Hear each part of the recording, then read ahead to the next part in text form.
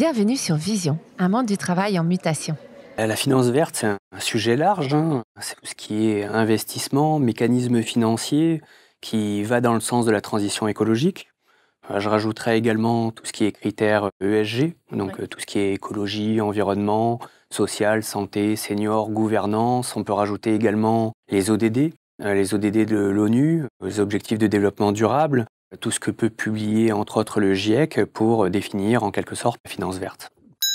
L'investissement en vert, il doit être triplé très rapidement, par contrainte et aussi par nécessité en quelque sorte.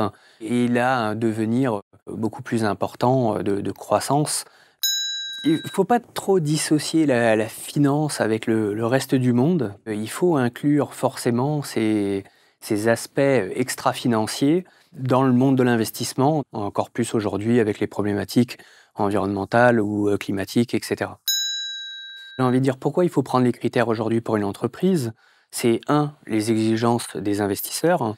Il peut y avoir aussi la réglementation qui est à suivre. Et troisième point, en quelque sorte, c'est les consommateurs, hein. Le consommateur aussi, il peut faire pression.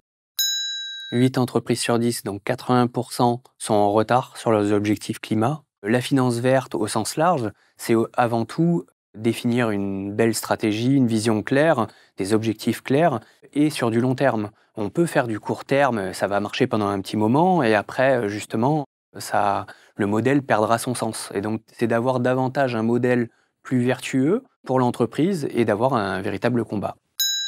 Ça reste indissociable, hein, pour moi, hein. Innovation et green. Le green, par excellence, c'est la capacité aussi à s'adapter à cette transition écologique. Donc, il faut innover. Notre cheval de bataille, c'est de viser avant tout les institutionnels. Pour une bonne raison, c'est que c'est eux qui impulsent le mouvement et qui vont contraindre les sociétés de gestion. Le but, c'est d'avoir un mandat de gestion. Et donc, les sociétés de gestion sont obligées de répondre également au cahier des charges des institutionnels. Et ensuite, l'investisseur se porte sur les sociétés de gestion directement. Et donc, le consommateur final et reste en bout de chaîne et aura quelque chose de plus vertueux quand toute la chaîne sera mise bout en bout sur le sujet.